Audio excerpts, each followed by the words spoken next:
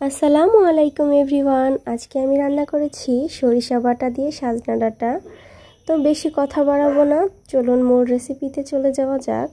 রান্নাটা শুরু করার জন্য ফার্স্টে একটি প্যান বসিয়ে দিয়েছি। প্যানে দিয়ে দিচ্ছি সয়াবিন তেল, আপনারা চাইলে সরিষার তেল দিয়েও করতে পারেন। তেল গরম হয়ে গেলে এখানে দিয়েছি 1 চা চামচ পেঁয়াজ রসুন বাটা, হাফ চা চামচ করে আদা জিরা বাটা। তারপর এটাকে কিছুক্ষণ ভেজে কিছুটা পানি দিয়েছি, না হলে মশলাটা পুড়ে যেতে পারে। তারপরে এইটাকে কিছুক্ষণ নাড়াচাড়া করে দিয়েছি স্বাদ মতো লবণ, হাফ চা চামচ করে শুকনো মরিচের গুঁড়া, হলুদ গুঁড়া আর ধনিয়ার গুঁড়া। এই রান্নাটায় কিন্তু মশলার পরিমাণ খুবই কম লাগে, তবে আমার তেলের পরিমাণটা একটু বেশি হয়ে গিয়েছিল। আসলে ছড়ানো প্যানে বুঝতে পারিনি, তেলটা একটু বেশি পড়ে গিয়েছিল। তো এরপরে মশলাটাকে বেশ ভালো মতো কষিয়ে নিতে হবে। তো এই মশলাগুলো বেশ কিছুক্ষণ কষিয়ে নিয়ে আমি এখানে দিয়েছি 1 চা চামচ সরিষা বাটা। তো এটাকে দিয়েও আমি বেশ ভালো মতো কষিয়ে নিচ্ছি মশলাগুলো একসাথে। তারপরে দিয়ে দিচ্ছি ওই সাজনা ডাঁটাগুলো। তো এগুলো আমি 3-4 ইঞ্চির মতো লম্বা করে কেটে নিয়েছিলাম। আপনারা আপনাদের সুবিধা মতো যে কোনো সাইজে কেটে নিতে পারেন, এটা কিন্তু কোনো অসুবিধা হবে না। তো এইটাও আমি বেশ ভালো করে বেশ কিছুক্ষণ মশলাগুলোর সাথে কষিয়ে নেব।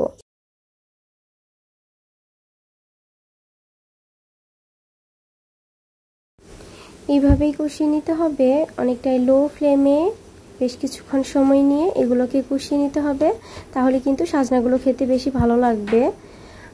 যেহেতু সাজনাগুলো অনেকটা পানসে টাইপের হয়, তো এগুলোর সাথে মশলা ভালো মতো না গেলে কিন্তু খেতে ভালো লাগে না।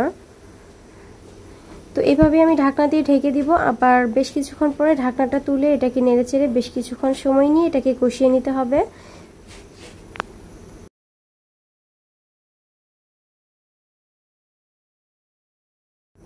আসলে রান্নাটা কিন্তু খুবই ইজি, কঠিন কিছুই না। জাস্ট মশলাগুলো দিয়ে এটাকে বেশ কিছুক্ষণ সময় নিয়ে কষিয়ে নিলেই হয়ে যাবে। তো ভিডিওটা যদি আপনাদের কাছে ভালো লাগে অবশ্যই একটু লাইক করে দিবেন, প্লিজ আমার চ্যানেলটি সাবস্ক্রাইব করে দিবেন। আর যারা অলরেডি সাবস্ক্রাইব করে দিয়েছেন তাদেরকে জানাচ্ছি অসংখ্য ধন্যবাদ।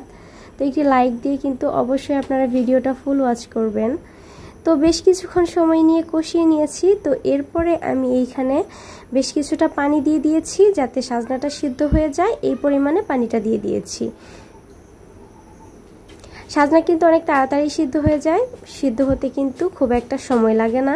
তো সেই পরিমাণেই পানি দিতে হবে। পানি দিয়ে এটাকে আমি ঢাকনা দিয়ে ঢেকে আরও বেশ কিছুক্ষণ রান্না করে নিব। আর এরপরে এখানে দিয়ে দিচ্ছি আস্ত 4-5টা কাঁচামরিচ। তো কাঁচামরিচটা দিয়ে এটাকে আমি ঢাকনা দিয়ে ঢেকে দিলাম। আর এবারে চুলার ফ্লেমটা বেশ কিছুটা বাড়িয়ে এটাকে আমি বেশ কিছুক্ষণ রান্না করে নেব, যতক্ষণ না পর্যন্ত আমি যতটুকু ঝোল এটাতে পছন্দ করছি সেই পর্যন্ত না হচ্ছে ততক্ষণ আমি এটাকে রান্না করে নিচ্ছি। আমি কিন্তু এটাতে ঝোল রাখবো না, বেশ মাখো মাখো করে রান্না করে নিব।